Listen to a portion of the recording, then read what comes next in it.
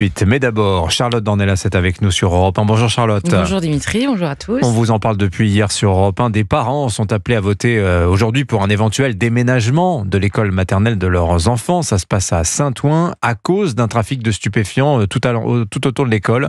Alors beaucoup jugent la situation irréelle, Charlotte, mais qu'en pensez ?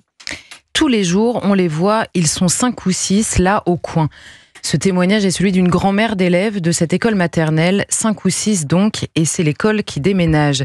Le maire répond que l'échec aurait été de mettre les enfants en insécurité. Le député renchérit en affirmant que si la fermeture n'est que temporaire, c'est un moindre mal. À leur échelle, peut-être ont-ils raison, et dans l'urgence, certaines décisions apparemment ubuesques sont les plus raisonnables. Mais c'est aux échelles individuelles et nationales que la nouvelle fait froid dans le dos.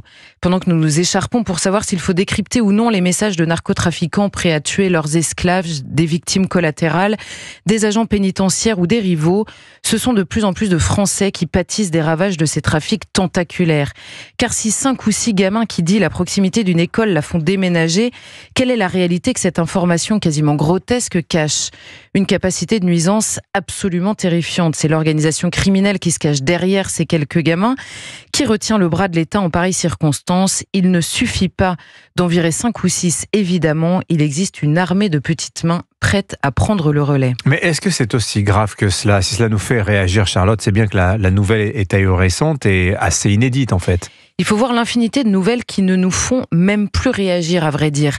Des fusillades par-ci, un trafic de faux papiers pour narcotrafiquants par-là, une overdose ici, un trafiquant libéré pour vice de procédure là-bas.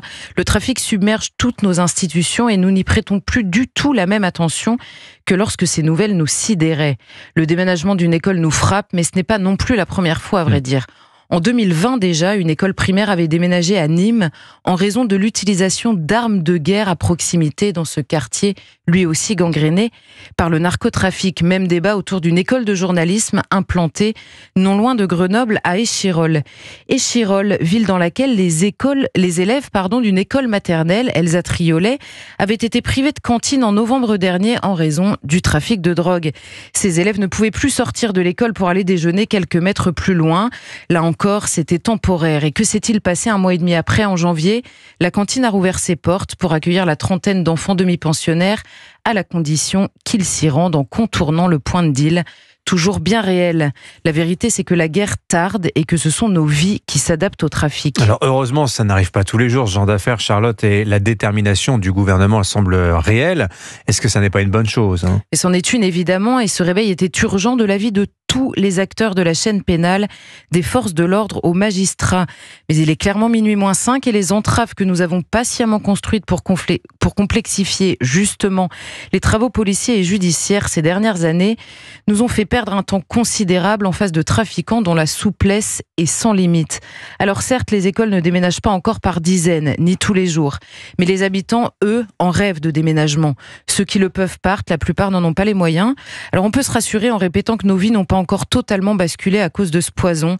C'est oublier un peu vite que c'est pourtant déjà le cas pour des dizaines de milliers de Français. Signature Europe 1, Charlotte Dornelas. Merci beaucoup, Charlotte. Dans quelques